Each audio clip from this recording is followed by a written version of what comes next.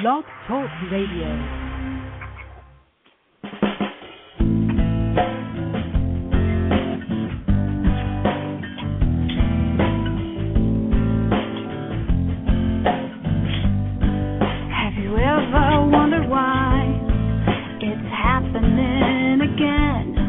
Welcome to MindShifters Radio with your co-host, the Forgiveness Doctor, Dr. Michael Ryce, and his wife, Jeanie. Michael and Jeanie share with you the wisdom of the ancient Aramaic internal process of forgiveness.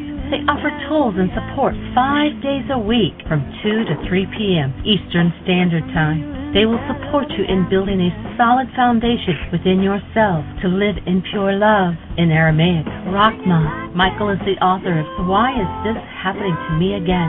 For more information on Michael and Jeanie, please visit www.whyagain.com. And now your co-host, the Forgiveness Doctor, Dr. Michael and Jeanie Ryce. And the truth that is rooted within me.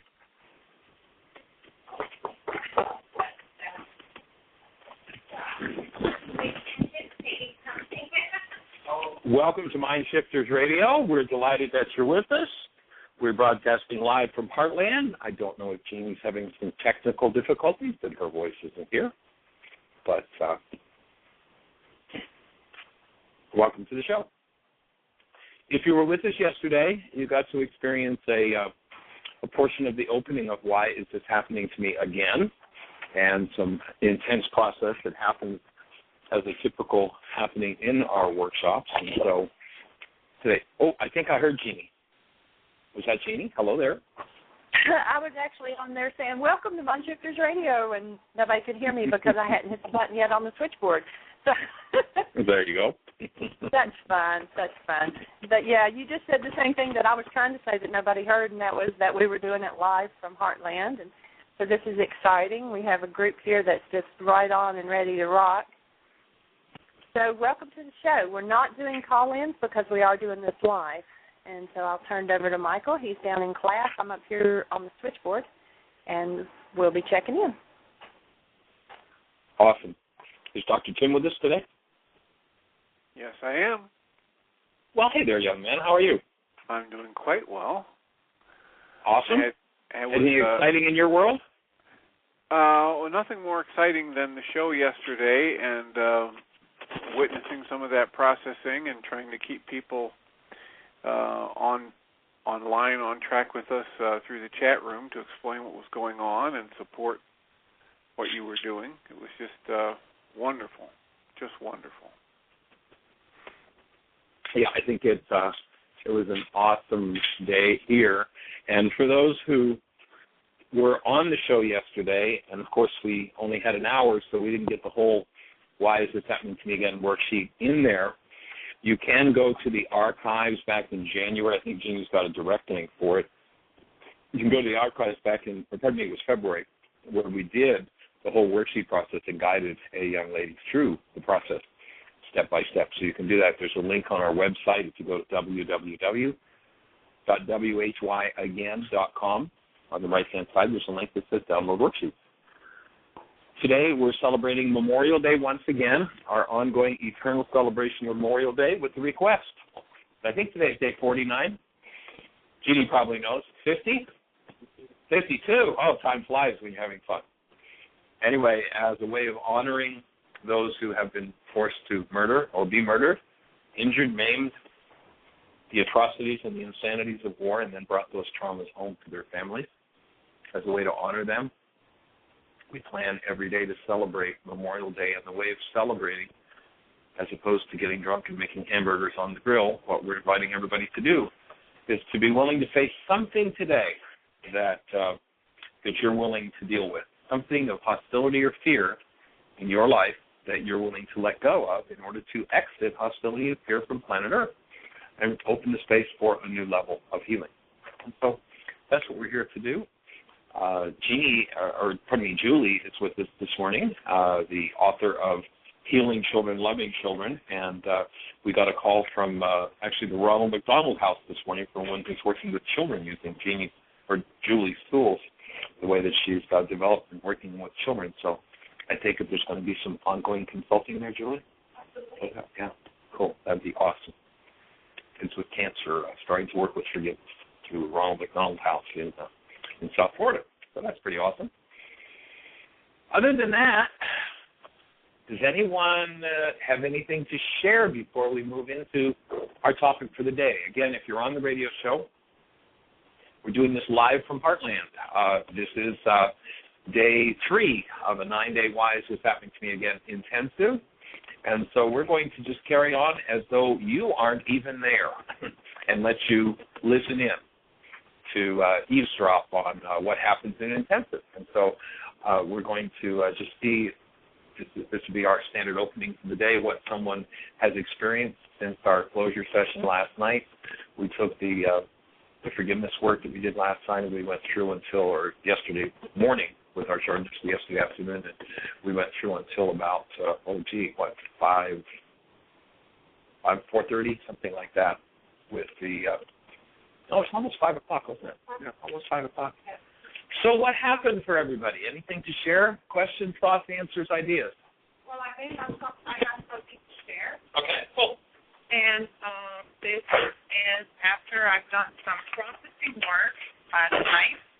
Before going to bed, I decided to do some stillborn breathing sessions so that it would calm me and put me into the zone. And I do that quite often, and I eventually fall into sleep for the night.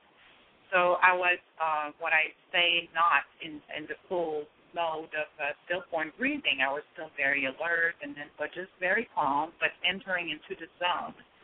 And something that the way it occurred in the sequence is like this.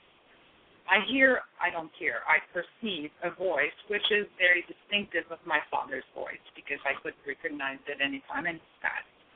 So his voice I hear, and then there's a few other people that come to me not as a face that I see, but that I can perceive as being there. A series of people that I know that have now passed. And there's a chair before me, and it's all like going in motion. There's a chair that I cannot distinguish very well, but I know it's a chair. My dad sits in the chair and says, "May I?" I said, "Sure." And it's just a little bit more period of just being quiet and so on. And all of a sudden, like maybe 5 minutes after, and I'm still right awake, and I'm actually thinking, tomorrow I have to do this and that, and thinking about the next day, but in a tranquil way. And the back, the middle of my back, which normally never hurts, starts burning, and burning sensation. So I'm like, oh, that's odd. But I stay still. Well, it starts like a discomfort, but within seconds, it goes into more, it intensifies to the point that I'm thinking, okay, what's going on here? This is strange. Burning. But that's the skin. It's not inside because I don't know. I've never been burned. I've had sunburns, but the whole part of my body. But I don't know. I can perceive that's how it would feel. It's painful, but I know it's just the surface of the skin, and it appears like somebody would be torching, in area, but mostly concentrated in the middle part of my back, but simultaneously the front as well, but not like stomach burn at all. It's the skin that's burning, and it intensifies to the point where I'm starting to wondering, well, where are we going with this? Do I have to get alarmed or do nothing? But inside of me was saying, don't worry, or it was not saying it. So I was just not worried. First thing I do is I'm continuing to breathe. That's all I continue to do, and I actually calm mentally, but with this intense pain in all the middle part of my back and the middle part of the front. That lasted at least an hour, and it was going into intensification to the point where I was thinking, okay, will I need to go to the hospital, or do I need to just stay calm and keep breathing? And I just didn't know what to do. That's one thing. At the same time, I touched my heart because I figured if I'm really burning, my heart's going to really beat really fast. It was calm as it has ever been. Nothing changed. Not sweating, no headache. So the pain was like moving around, and then it for whatever reason, it went into the back leg, and it felt like a Charlie horse, really intense. And at that point, I just decided to turn around because it was so intense that I needed to move. And all of a sudden, I see like these faces. And then I'm at the place where I see now. I don't perceive. Right. Faces of, what I can relate to when I look at pictures of my grandparents. Those pictures were in brown and white, old pictures, and the kind of haircut they used to have. And one after the other, like a series of faces. They're all different, men, women, children, like going in the speed of light, but it's a long, long, long line. And I'm looking at them, and they look at me without looking at me. They're peaceful.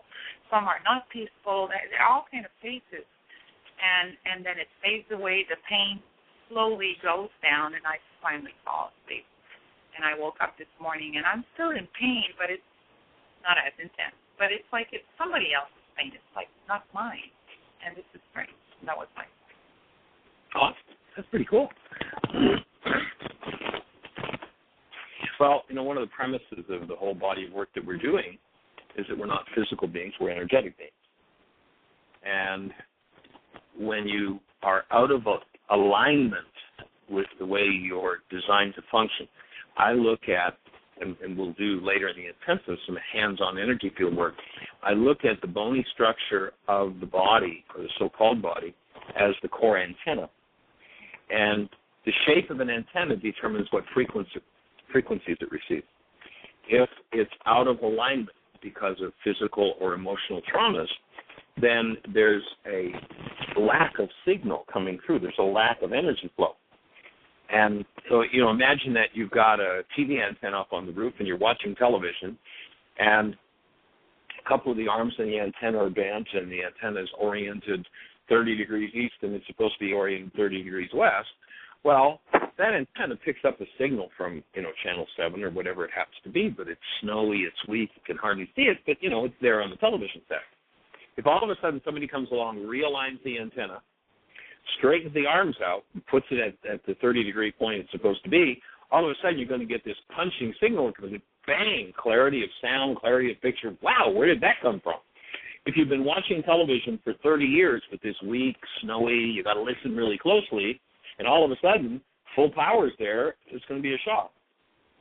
On precisely the same way as you do your work and you forgive the physical, emotional traumas, and allow yourself to come back into alignment. And basically, the still point breathing does the same thing from the inside that the energy field work we'll teach later in the intensive does from the outside.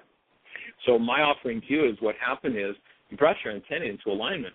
Now, when that happens, what takes place is wherever there are blockages, imagine that we've got a swamp, and, it's supposed to be a flowing river, but the water backs up in a swamp, and it's all plugged up with garbage and gunk and junk.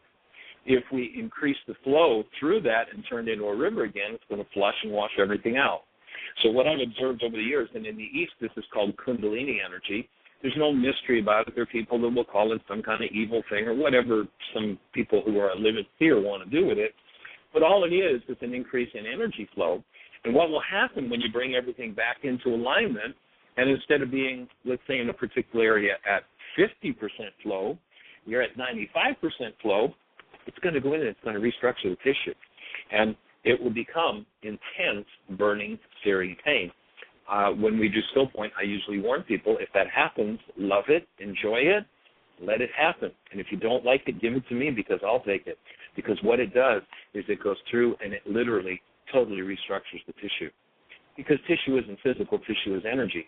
And if because of a lack of flow, because of a misalignment, there's a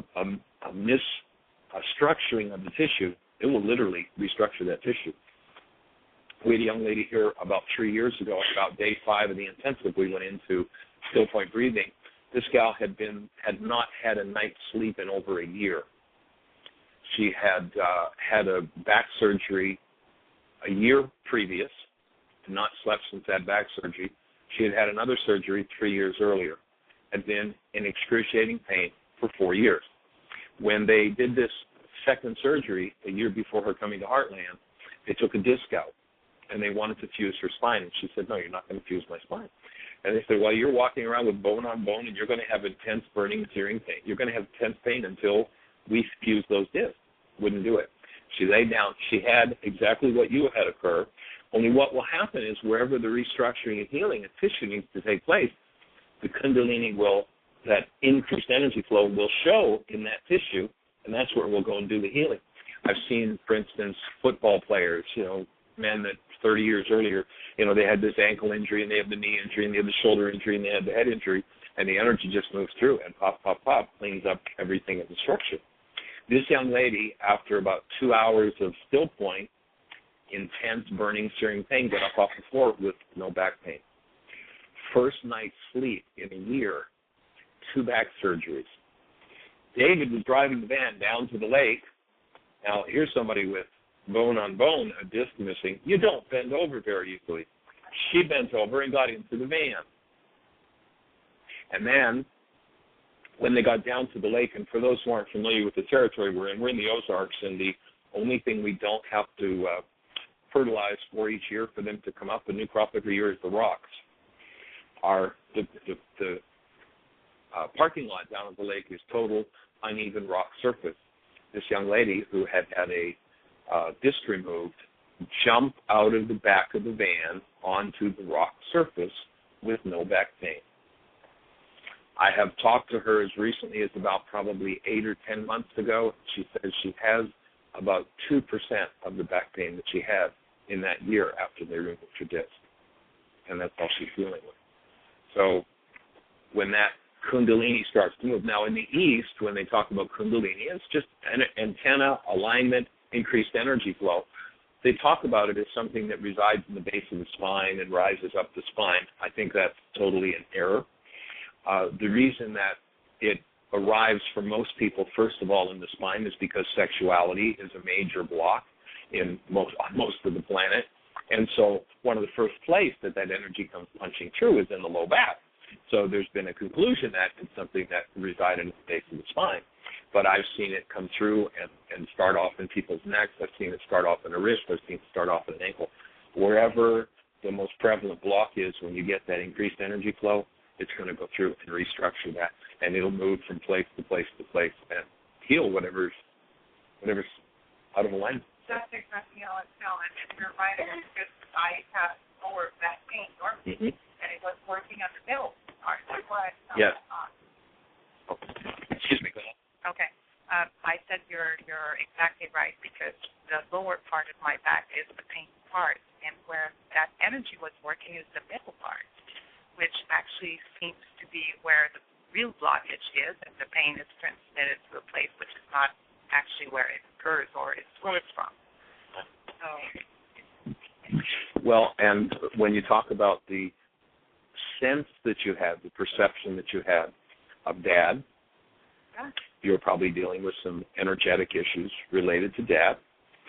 And then as you saw that procession of people, in the ancient Aramaic, when they talk about the sins of the father will be passed into 3 and 4 generations, the word sin there in Aramaic is an archery term. It actually means to miss the mark. And what happens when we engage in an energy that is stored in our structure, it's stored holographically in every cell, including the sperm and the egg, and passed on from generation to generation to generation. It sounds like what you did is you opened the space for a multi-generational issue to be flushed out, and you got to tap into everybody in the bloodline that had been impacted by it. They were probably coming by to say thank you for being the first one in the bloodline willing to go, I'm going to open this up and I'm going to deal with it.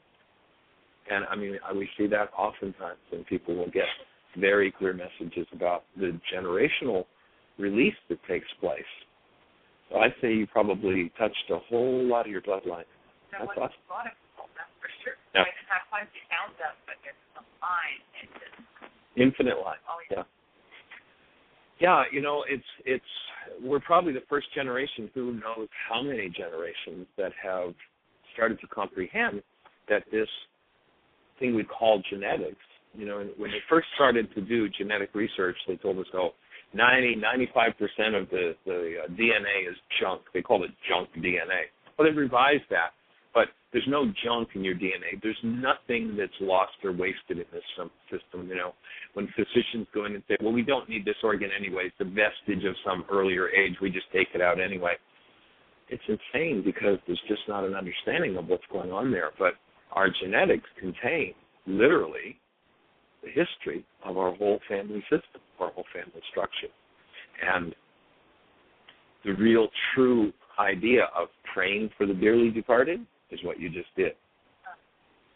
Prayer in Aramaic means to set a trap for God, which doesn't make a lot of sense from our culture. What do you mean, set a trap for God? But if you think about, let's go back to the TV antenna.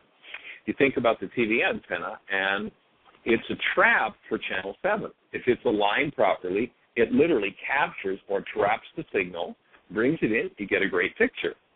If it's misaligned, you get a lousy picture.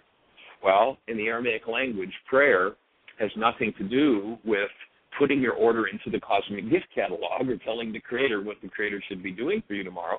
The word prayer is, it's a state that they're inviting us to go into where we are a trap for God, where we become the antenna.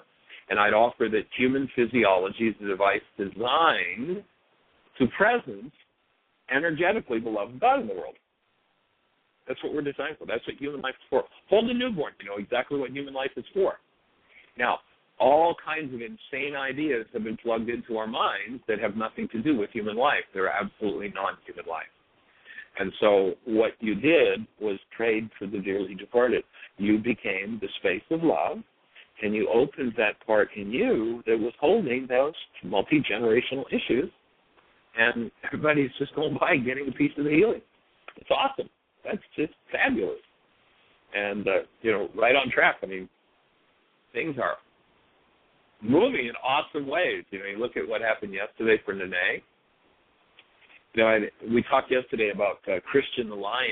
There's a video, a link on our website about Christian the Lion. And as I was sitting having lunch, and you were sharing a little bit about this before we started the class and before the show, and I was thinking about that Christian Lion video, and if you're not familiar with that, if you're listening to the show for the first time, you can go to our website and take a look at it. But it's a true happening. It's a video of these two young men who are from England, and they capture or they buy this baby lion. They raise it until it's too big. They can't have it in their apartment anymore. So they return it to a preserve in Africa. And they go back a year later, and they've got a video camera, and they're videoing it, and they go calling for this lion, and all of a sudden, off in the distance, you see this huge male lion come bounding down the hill, and it jumps up on them, and it puts its paws around them. It's just like it's standing there hugging them. I mean, what's this video? It's absolutely awesome. Yeah, it's licking on them. I mean, it's amazing. But along with this male lion comes its mate, which is a totally wild lion. I mean, the female lioness is the hunter.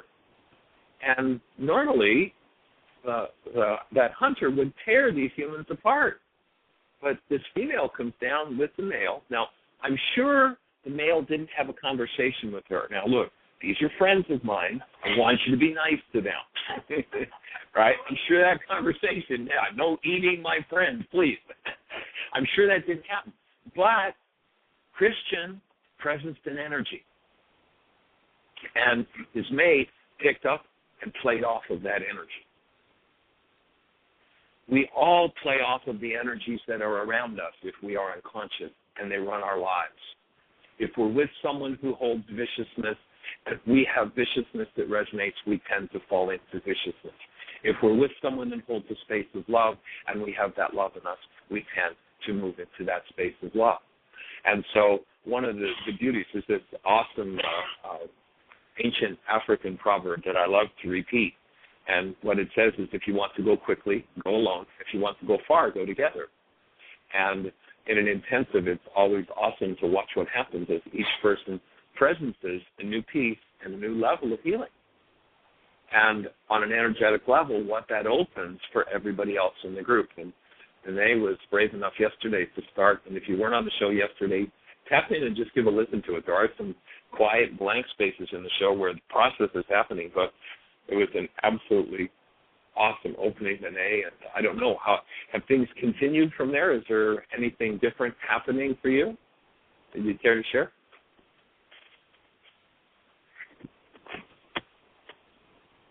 Continue feeling a great sensation of freedom. I go to all the things came, walk.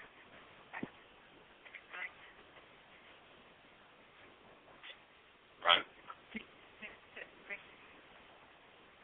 Morning, I spoke to my sister.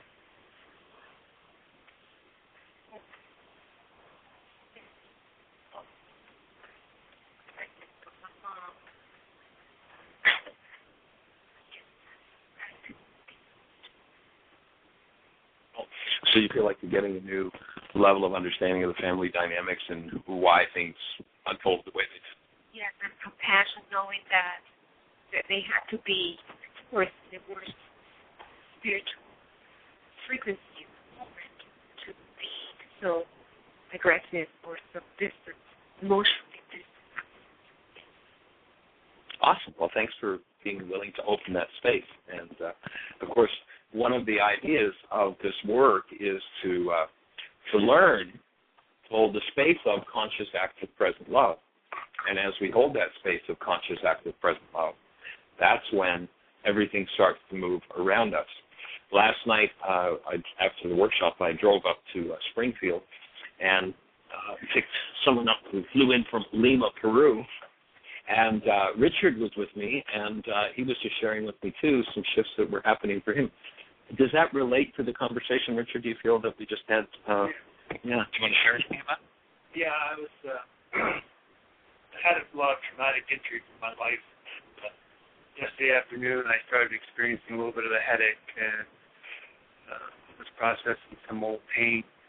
And then last night, as we started to drive out to go to Springfield, we hit a bump, and I hit my head on the handle on the door, overhead handle, and it set off another experience of another headache for me.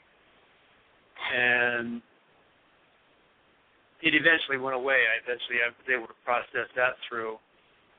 And then on the way back, I sat in the back seat. By the time I got home, my hamstrings were like really firing up all night long, and it kept me awake all night. I kept waking up with them aching. And this morning, I finally sat down and did some movement stuff. And was sitting and could feel the hamstrings releasing. And one of the injuries that I had when I was a teenager, or almost, I guess I was almost 21 at the time, I flipped off a bicycle and did a roll in air and then landed so that my feet landed first and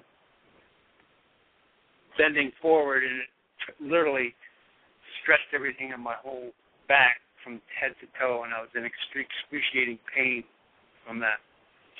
So it could be that just the trauma from that one was what I was experiencing, letting go in the hamstrings last night. So I was processing a lot of trauma yesterday.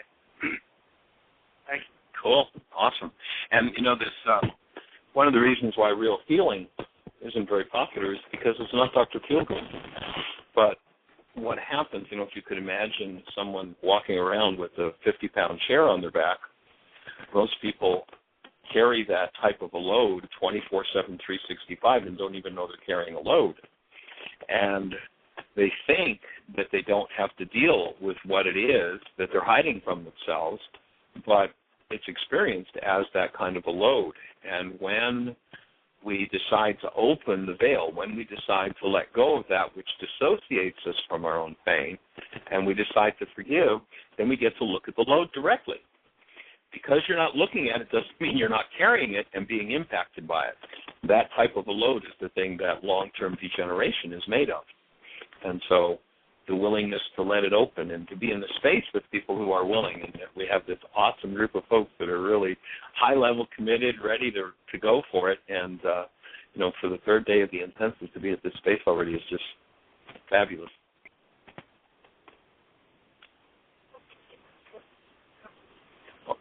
Second. Okay, well, something I think that was good came up for me this morning because it touched a wound that probably needed something that needed to open up this morning, and it was a small incident, but it triggered deep feeling. So here I am coming from Lima, Peru, and 24 hours I've been awake, going on plane after plane after plane, and then the next morning I wake up and after 5.5 hours, and I still knew I needed more rest.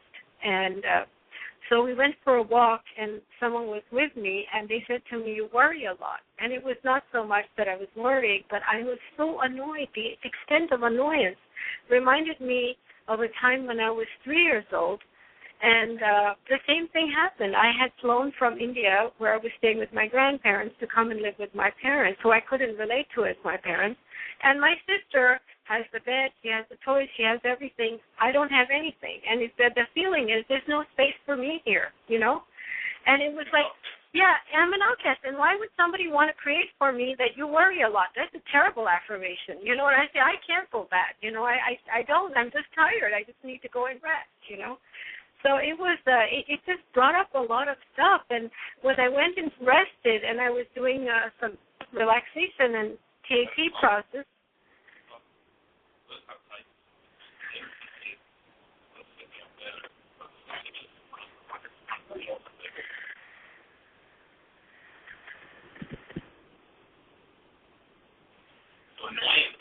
annoyance. And then when I went and lay down, hatred came up. And I knew it had to do with my sister. It was just a feeling of, give me some space, let me be alone. You know, don't sit there and tell me what to do, judge me. I don't have any space to be me here. So have you, so that's a perceptual reality. Have you done any worksheets on annoyance and hatred today? No, I haven't. I just slept. I needed to rest more than anything else. So I had to, that was part of the problem. I had to do the evaluation coming in. I'm coming in 3 days late. There was so much to organize. It was like, okay, I'm going to sleep for 15 minutes and get up and do the evaluation.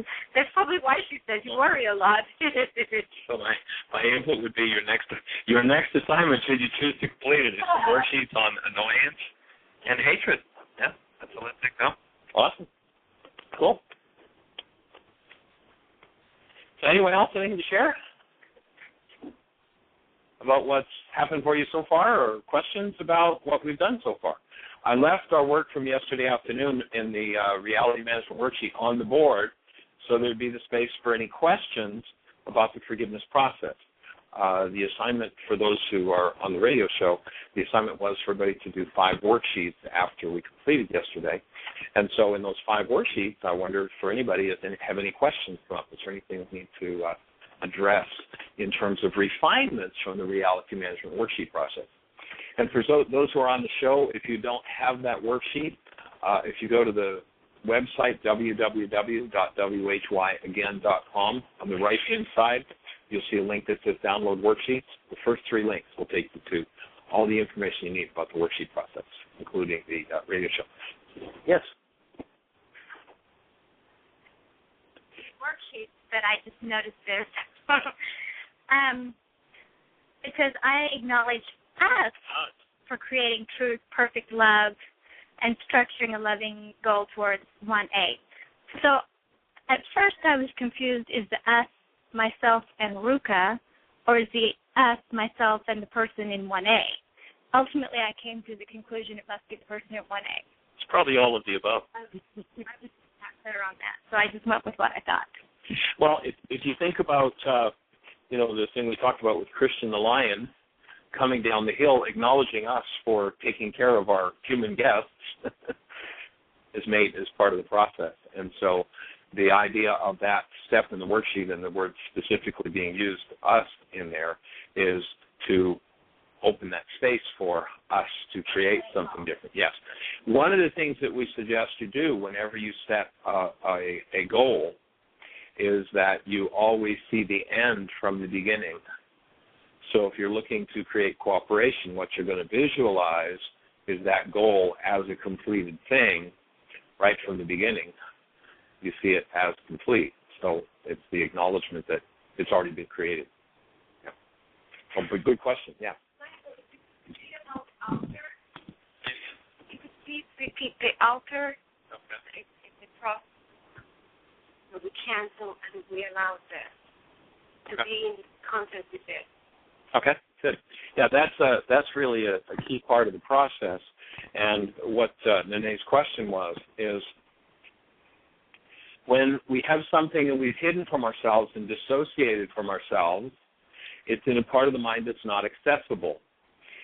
There's some interesting Harvard research that says that in a time frame where 10,000 brain cells fire, the max amount of information that goes into conscious awareness is 9 bits of data.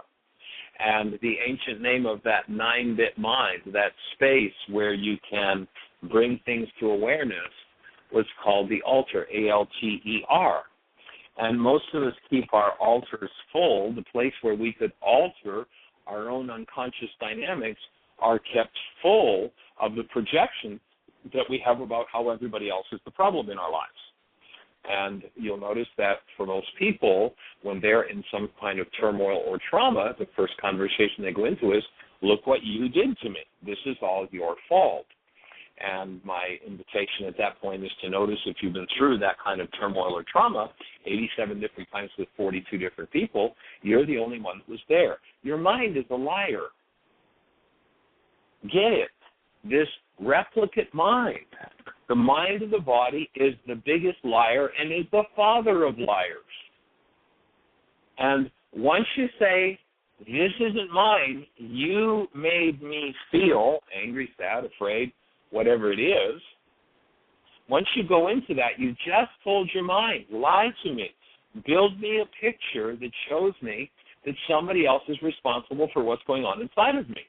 And my mind will gladly lie to me. And once I've trained my mind to be a liar, which virtually everybody on planet Earth today has done all of their lives, it doesn't change quickly or easily. It doesn't all of a sudden, the first time you say, okay, I'm willing to see the truth all the time, it doesn't all of a sudden go, okay, I'll show you nothing but truth anymore. There are generations and generations and generations of life. How many of you listening to the show, how many in the intensive right now, can remember somebody in your life, particularly a power person, someone who was a great authority in your life, raging down you saying, and you made me really, whatever their word was. Anybody got a memory of that one? If you don't resolve that, you do the same thing. What happened is, what's a tradition in our culture is, our power person uses us not to be responsible for what's going on inside of them. Once we adapt the behaviors of the power person, which virtually everybody does, unless they're really super conscious on the spiritual level, we adapt the behaviors of our power person, we become the user.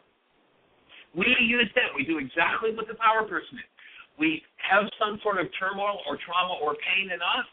We deny and dissociate from it. When we dissociate from it, we use that very data to build our brain's picture of somebody else, and we use them the same way our power person used us.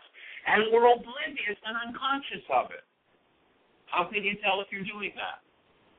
Are you experiencing any form of hostility or fear? If a picture comes to your mind that there's hostility or fear attached, believe it. You are using the person you are projecting on the same way your power person used you. Stop talking about them. Collapse the projection through forgiveness.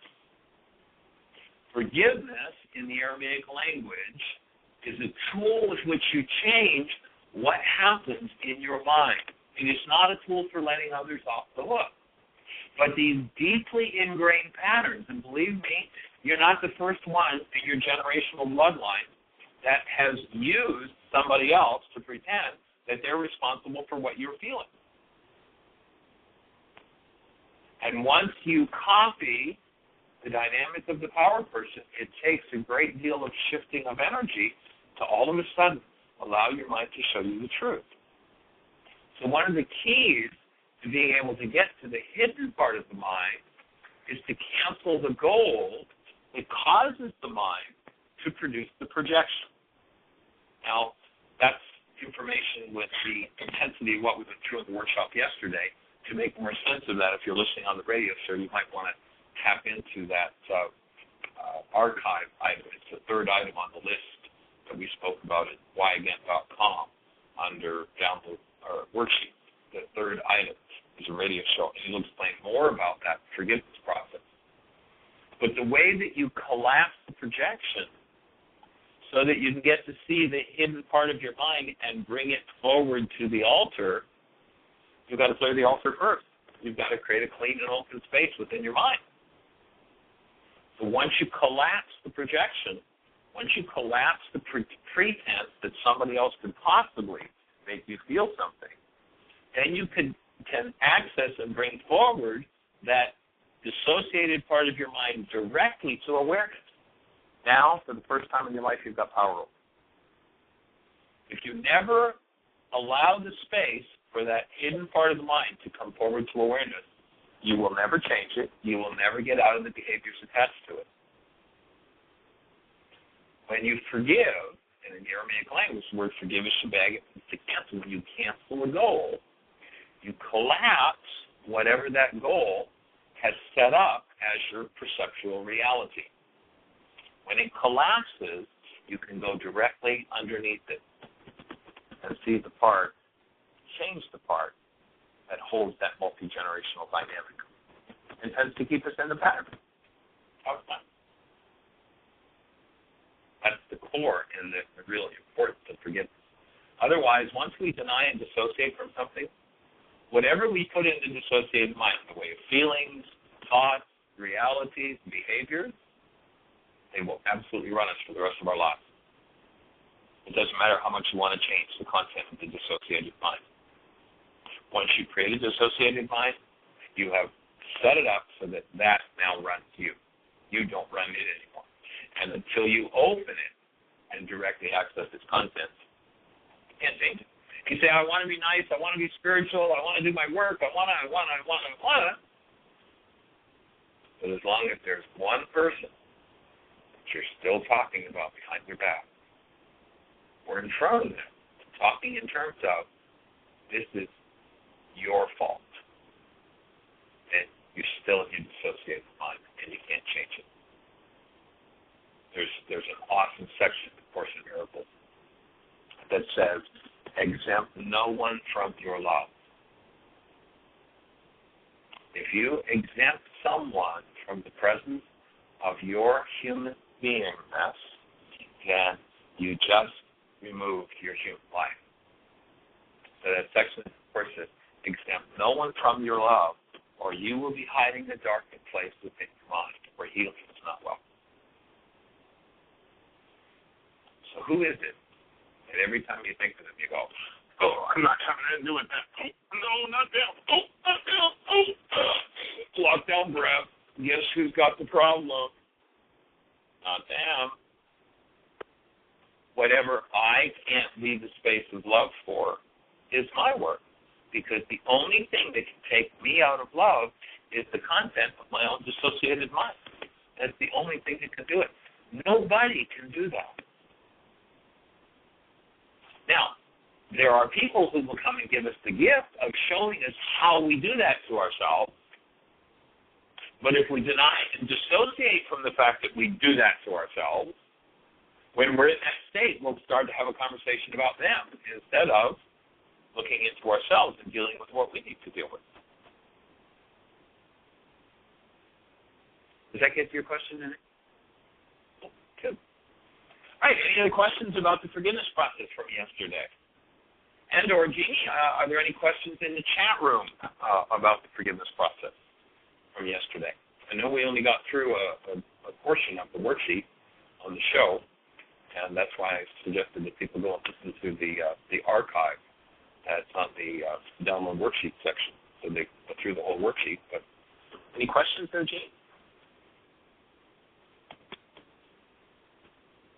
I guess Jeannie's not there. Okay. Are you talking to Jeanie, David? No. Say again? Okay. All right. Well, sometimes she has a mute button on. So the direction that we want to go, if there are no other questions on the forgiveness process, Dayu, you did the forgiveness workshop, the reality management. Why is this happening to me again? Just a couple of weeks ago in Florida when we were there. And so, that's the main section that you missed. And so, is it give you any? Are there any questions about that reality management process that we want to clear up before we move forward?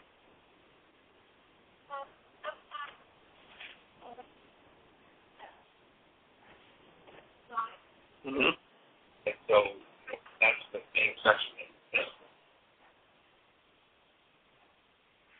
Say it again. You get to step 5. Right. Mm-hmm. Right.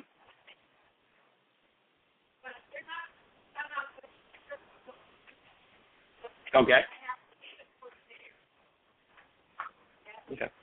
Okay.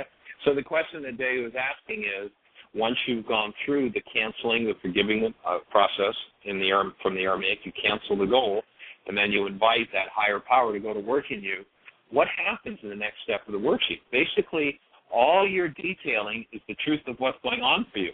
And from what you're saying, I have to, sit for 2 or 3 days with it. It might be, whatever that time frame is, what it sounds like is happening is that maybe you're going numb. Maybe you're processing some unconsciousness. Because what that space is meant for is just, once I've canceled that goal, once I've invited that power to go to work, what am I feeling? Am I feeling upset? Am I feeling relief? Am I feeling better? Am I feeling worse? It's whatever's true for you. And if it's just numb, then I'd put in numb, unconscious. Just,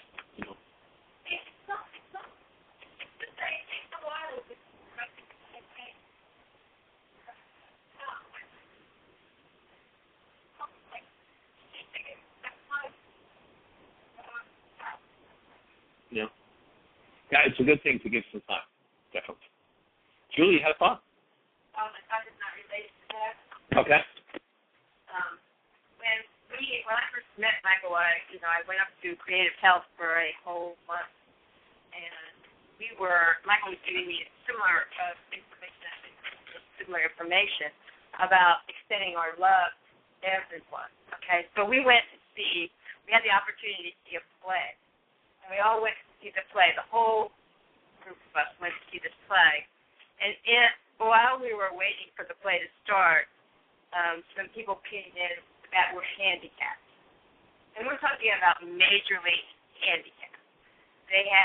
Some of them were drooling, some of them were, they had spastic forms, they had difficulty walking, and there were probably about 7 of them that came in with it, adults see this. And I realized then that, we look at each other, we see each other a certain way, but when you looked at those, they were mostly children, it looked like, but it was hard to tell, the legs were a little thin.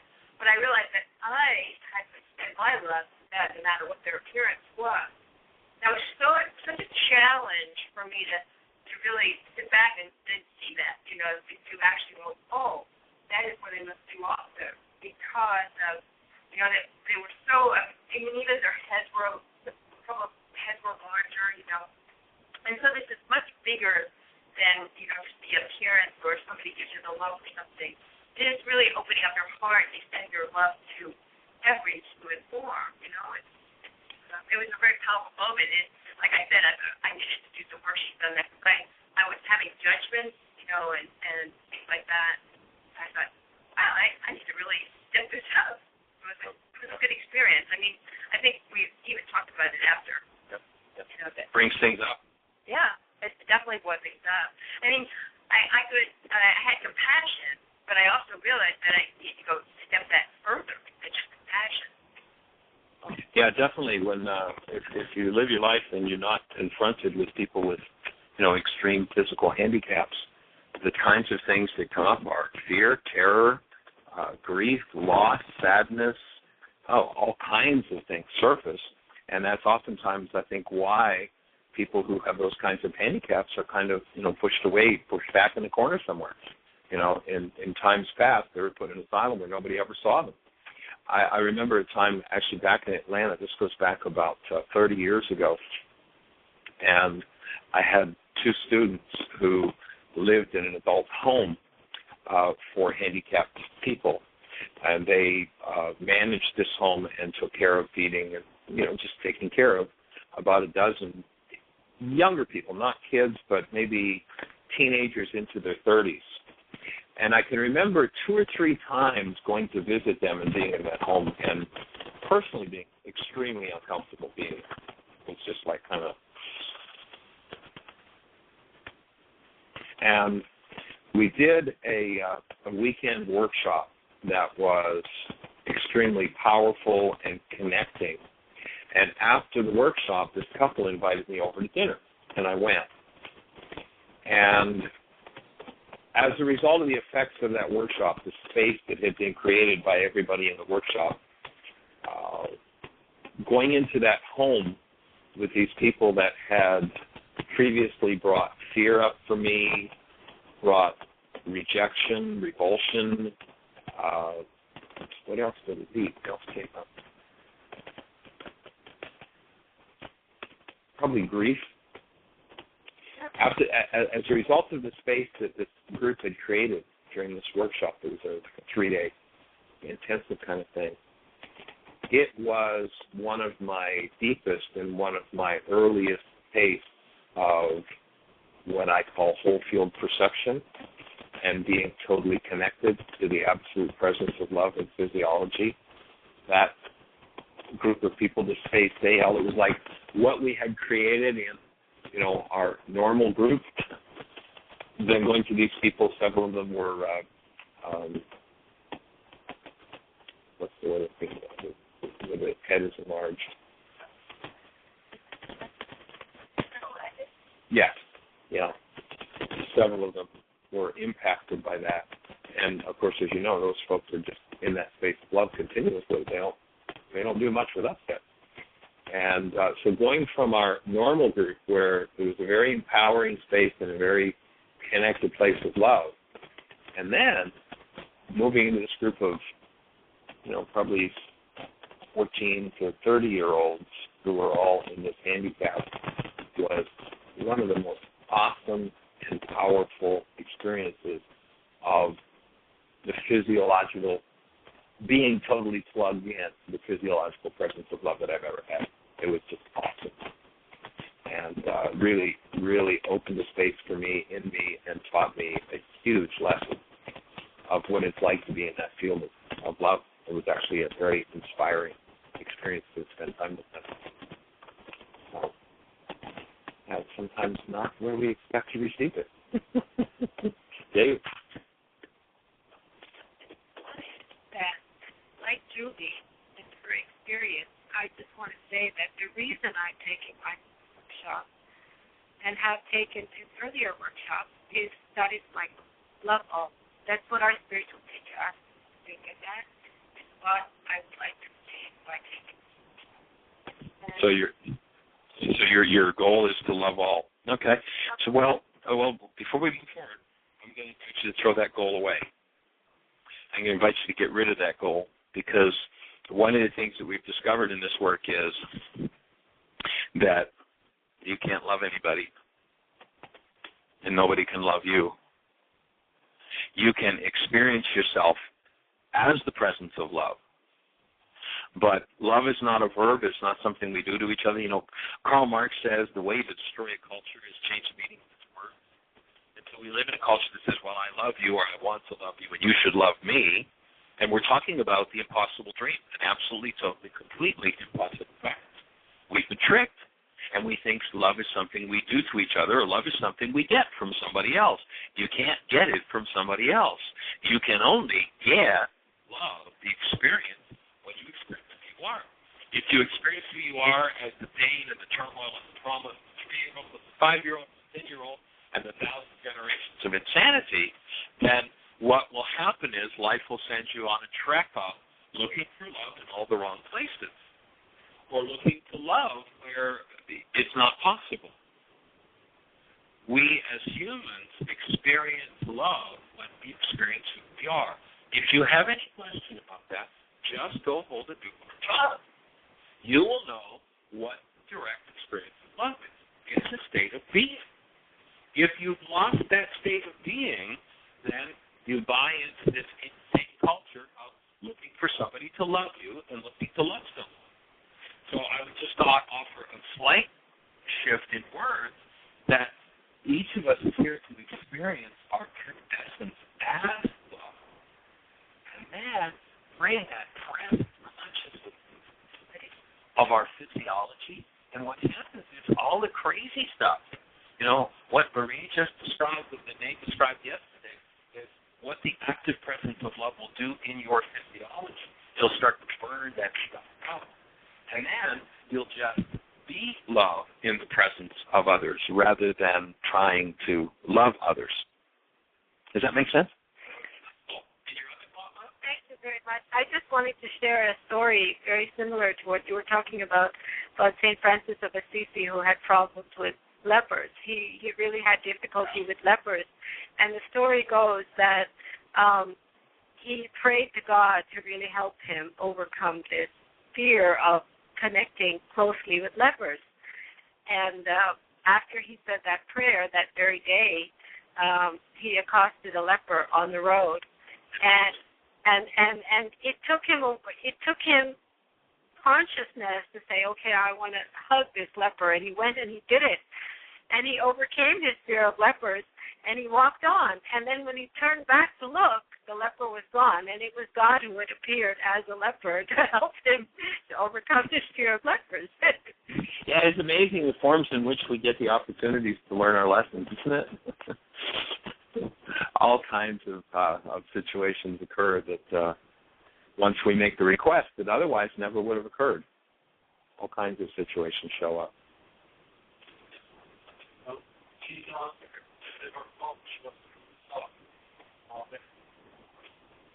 Okay, cool. Great, so no questions in the chat room. I hope that our conversation is being of use to you. The direction that we're moving in for this session of our workshop is into the idea of purpose, and in particular to look at the purpose exercise that we teach from, we live in a culture that once it gets us looking for love in all the wrong places, then wants to make us good commercial servants and useful to them. And what we're looking at in this section of the workshop is what's the purpose of a real human being? What collectively and individually are we designed for? And we live in a culture that kind of brainwashes us into believing that our purpose is to be a good commercial servant, go get a job and make money.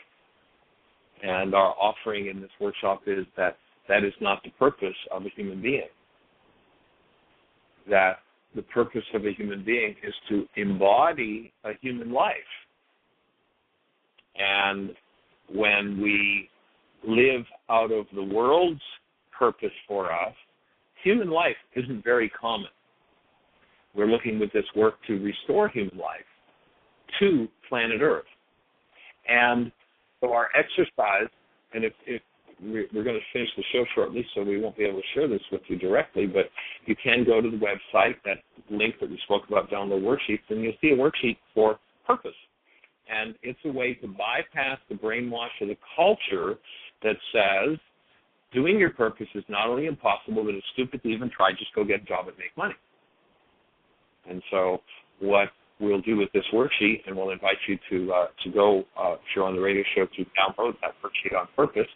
It's pretty intuitive. It's self-explanatory, and that's where we'll be heading. And as you do your work, as you re-embody a human life in your forms, you'll get to live the best year yet of your eternal life.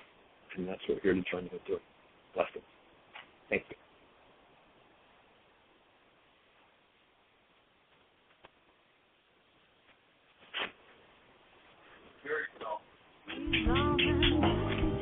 Thank you for listening to MindShifters Radio with the Forgiveness Doctor, Dr. Michael Ryce, and his wife Jeanie, who present the internal Aramaic process of forgiveness.